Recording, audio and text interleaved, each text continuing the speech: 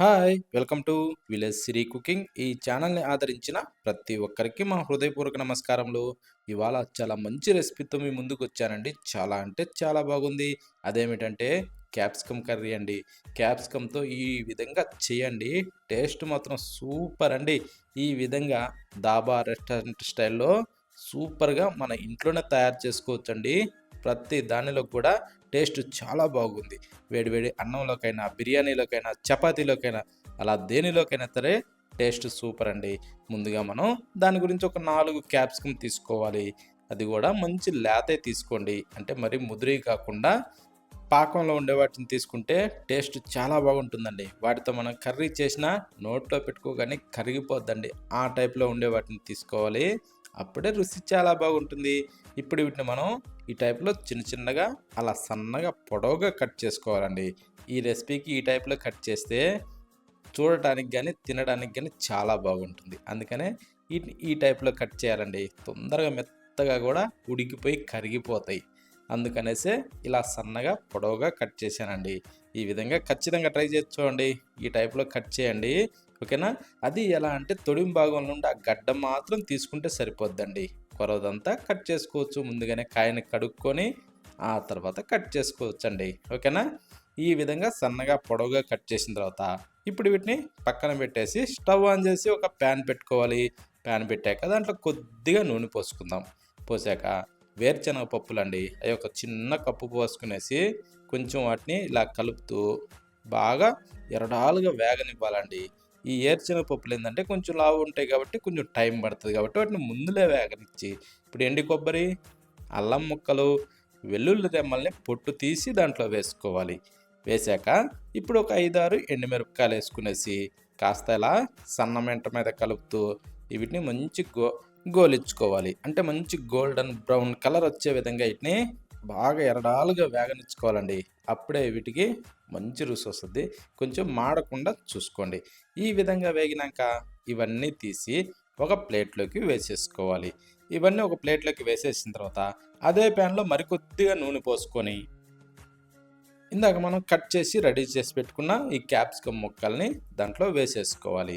వేసిన తర్వాత ఇప్పుడు వీటిని మగ్గటానికి ఒక టేబుల్ స్పూన్ అయితే సాల్ట్ వేసుకోవాలి. వేసాక ఇప్పుడు కాస్త ఇలా కిందకి మీదకి తిరగేసుకుంటూ వీటిని మనం బాగా వేగనిచ్చుకోవాలండి. అంటే ఈ క్యాప్సికమ్ ముక్కలు అనేది దాదాపు 50% అయితే ఈ ఆయిల్‌లో మగ్గాలి. అప్పుడే వీటికి మంచి రుచి వస్తుందండి. ఓకేనా? ఆ కొరవది మనం కర్రీ చేసేటప్పుడు దాంట్లో ఆటోమేటిక్‌గా మగ్గిపోతాయి అన్నట్టు. ఈ విధంగా మగ్గిన తర్వాత ఇప్పుడు స్టవ్ ఆఫ్ చేసి తీసి పక్కన పెట్టి ఇందాక మనం ఫ్రై చేసి పెట్టిన ఇవన్నింటిని చల్లారిన తర్వాత అప్పుడు మిక్సీ జార్‌లో వేసుకోవాలి. అంటే శనగపప్పులు, ఎండు కొబ్బరి ఇవన్నీ. ఇప్పుడు టమోటాలు ఒక మూడిటిని మంచి ఎర్రటి కాయలు తీసుకునేసి గట్టి అందులో కట్ చేసి వేసుకునేసి ఇలా పేస్ట్ చేసుకోవాలండి. టమోటాకాయలేందంటే మెత్తబడ్డాయి గాకుండా కొంచెం గట్టియి తీసుకోండి.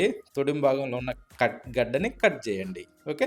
ఇప్పుడు ఈ పేస్ట్‌ని పక్కన పెట్టి స్టవ్ ఆన్ జేసి ప్యాన్ పెట్టుకునేసి, తర్వాత దీంట్లో ఒక 2 టేబుల్ స్పూన్ ఆయిల్ వేసుకునేసి, జీలకర్ర కొద్దిగా వేసుకునేసి, కట్ చేసిన ఉల్లిపాయ ముక్కలను గూడా దాంట్లో వేసుకోవాలి. నేనైతే ఒక 2 ఉల్లిగడ్డల్ని కట్ చేసి దాంట్లో వేశానండి. చిన్నగా సన్నగా కట్ చేసి. ఈ విధంగా కట్ చేసి దాంట్లో వేసిన తర్వాత వీటిని మనం బాగా అంటే గోల్డెన్ బ్రౌన్ కలర్ వచ్చే విధంగా వేగనిచ్చేసి ఇందాక గ్రైండ్ చేసిన పేస్ట్‌ని దాంట్లో వేసేసుకుందామండి. ఈ పేస్ట్ దీంట్లో వేసిన తర్వాత ఇప్పుడేం చేద్దామంటే దీంట్లో కొద్దిగా పసుపు వేసుకునేసి ఆ తర్వాత సాల్ట్ కూడా వేసేద్దాం. వేసిన తర్వాత దీంట్లో ఇందాక మిక్సీ జార్‌లో కొద్దిగా నీళ్లు పోసి అలా కుప్లిచ్చి వేసుకునేసి ఇప్పుడు సన్న మంట మీద దీన్ని ఇలా తిరగేసుకుంటూ మంచి కలర్ వచ్చేదాకా దీన్ని వేగనిచ్చుకోవాలండి. అంటే దీంట్లోకించి ఆయిల్ రిలీజ్ అవ్వాల.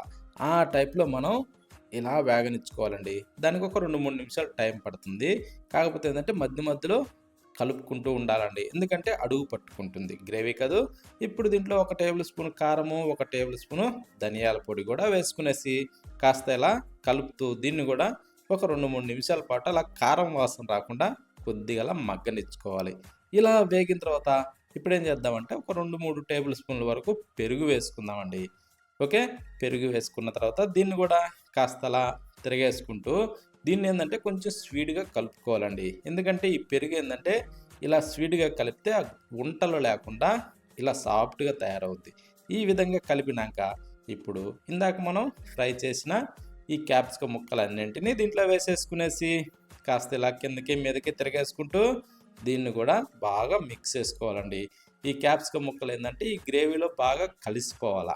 ఆ టైప్ మనం మిక్స్ చేసిన తర్వాత ఇప్పుడు ఏం చేద్దామంటే గ్రేవీకి తగ్గట్టుగా నీళ్లు పోసుకోవాలి. నీళ్ళైతే ఒక గ్లాసుడు పోసుకునేసి ఇప్పుడు కాస్త అలా తిరగేసుకోవాలి. ఈ విధంగా మిక్స్ చేసిన తర్వాత ఇప్పుడు మూత పెట్టి దాదాపు ఒక 6-8 నిమిషాల సేపు అయితే దీన్ని మనం బాగా ఉడకనిచ్చుకోవాలి. ఈ గ్రేవీలో ఈ క్యాప్సికమ్ ముక్కలు ఇలా బాగా ఉడికితే ఆ ముక్కకు సూపర్ రుచి వస్తుందండి. గ్రేవీకి కూడా టేస్ట్ సూపర్ ఉంటుంది. ఇప్పుడు దీంట్లో ఒక టేబుల్ స్పూన్ వచ్చేసి కసూరి మేతి అలా వేసుకునేసి కాస్త ఇలా తిరగేసుకోవాలి. తిరగేసిన తర్వాత ఇప్పుడు ఏం చేద్దామంటే దీన్ని కూడా ఒక 2 నిమిషాల పాటు అయితే కొద్దిగా అలా ఉడకనిచ్చుకోవాలి. అప్పుడేమవుద్దంటే ఇందులో ఈ కసూరి మేతి ఇనికి మంచి కలర్ఫుల్గా టేస్ట్ సూపర్గా ఉంటుంది. ఇప్పుడు 4 రెమ్మల కొత్తిమీర అలా చల్లుకునేసి ఒక్కసారి కిందకి మీదకి తిరగేసుకునేసి టేస్ట్ చూసి సరిపోయిందా లేదా సాల్ట్ ఇవన్నీ ఇక స్టవ్ ఆఫ్ చేసుకోవడం అండి. స్టవ్ ఆఫ్ చేసి వేడివేడిగా సర్వ్ చేసుకొని దేనిలోకైనా సరే తినేయచ్చండి. అంత బాగుంది.